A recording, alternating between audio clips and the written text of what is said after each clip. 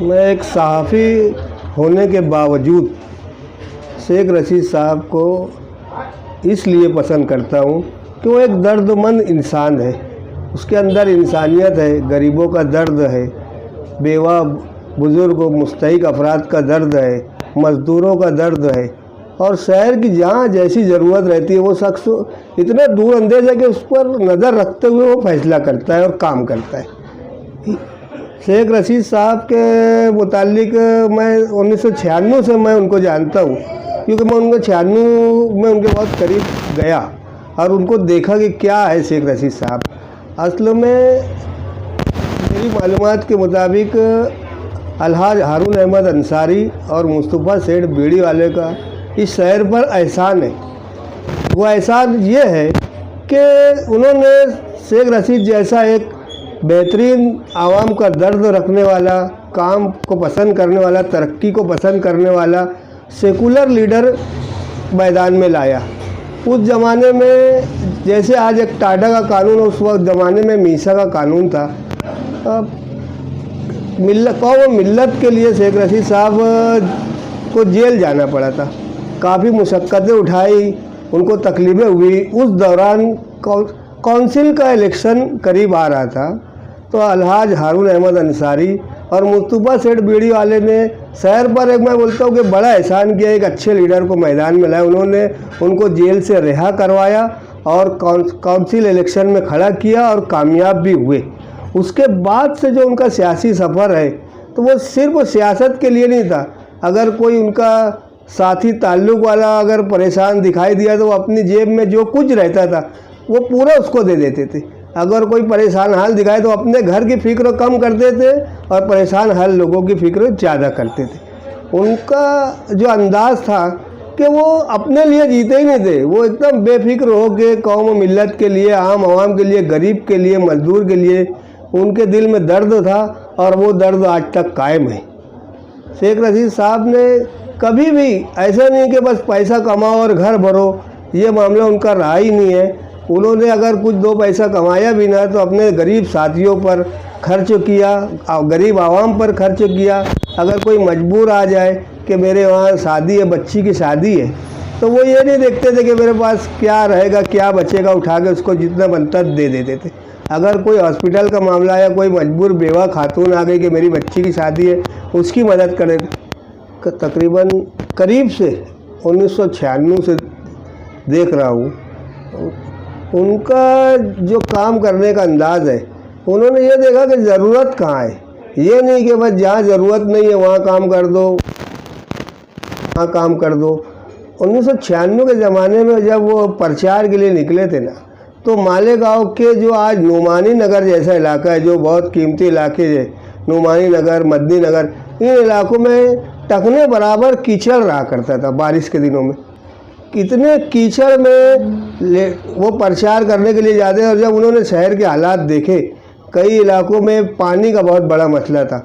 جب 1994 میں وہ صدر بلدیہ بنے تھے، اس دوران پانی کے اتنے مورچے آتے تھے کہ اس مورچے کی وجہ سے یعنی کارپوریشن میں ایک مرتبہ کچھ حالات بھی بگڑے تھے. تو انہوں نے اس بات کو محسوس کیا کہ یار یہ مالیگاؤں شہر میں نہ روڈ صحیح ہے، نہ راستے صحیح ہے. ماں بہنوں کو پانی کے لیے در در بھٹکنا پڑتا، 4 5 6 دن ناگا سے پانی آتا ہے. تو انہوں نے اس پر سوچا کہ یار اس کو حل کیا جائے، کیسے کیا جائے. اور اس کے بعد انہوں نے محنت کی، ہمت سے کام لیا اور 1999 کا چناؤ لڑا. اور اللہ کے کرم سے غریب، مزدور اور عام عوام کی محنت سے وہ کامیاب ہوئے. شہر کے ایسے بھی صنعت کاروں نے ان کی مدد کی کہ جو ان کو کبھی اتنے قریب سے دیکھے بھی تھے، لیکن ان کا کام کرنے کا انداز دیکھ کے، ہمت دیکھ کر انہوں نے بھی ساتھ دیا اور 1999 میں وہ کامیاب ہوئے. کامیابی کے بعد انہوں نے پیچھے مڑ کے نہیں دیکھا. ایم ایل اے فنڈ کیا ہوتا ہے انہوں نے شہر کو بتایا. ایم ایل اے فنڈ کے ذریعے شہر کے روڈ، راستے اور جو مضافات کے علاقے تھے، ڈیپو، مدنی نگر، گاندھی نگر، نعمانی نگر، ان علاقوں میں روڈ، راستے، پانی کی پائپ لائنوں کا جال بچھایا اور شہر کو ایک نئے دور کی طرف لے کر گئے. دھیرے دھیرے آج شہر کا کوئی بھی علاقہ ایسا نہیں بچا ہے جہاں پر اچھے روڈ، راستے نہیں ہیں. जो अभी मालेगांव कॉरपोरेशन की हद में इजाफा हुआ, दयाना, मालदा, दरेगांव वगैरह, वहाँ भी तेज़ी से डेवलप का काम जारी है। और उन्होंने जो सबसे बड़ा अपनी ज़िंदगी में अगर कोई दूर अंदेशी का और बड़ा मसला आवाम का हल किया है, वो गिरना डैम पानी स्कीम उन्होंने जो लाई, उसकी वजह से आज शहर में भरपूर वाफर मिकदार में पानी मिल रहा है।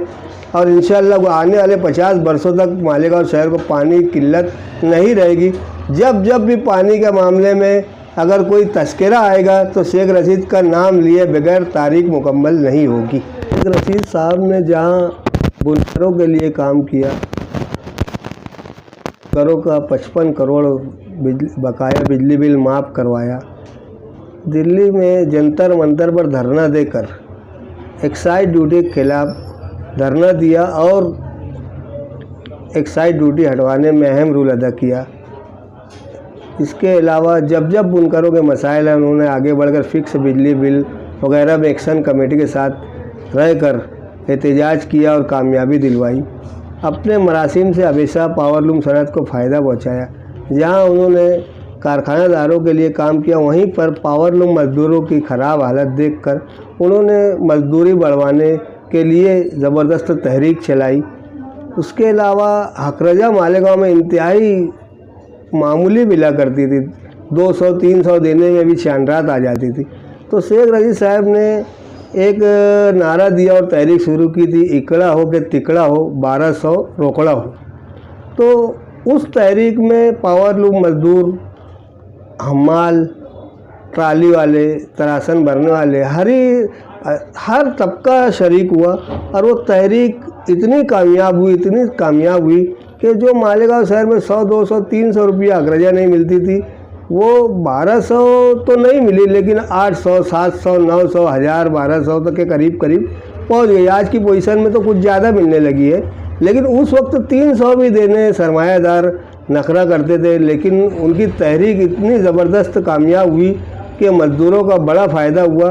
उनके बाल बच्चों के कपड़े चांद रात तक नहीं आते थे, लेकिन हकरजा थोड़ी बेहतर मिलने लगी तो बच्चों के कपड़ों का मसला हल हुआ।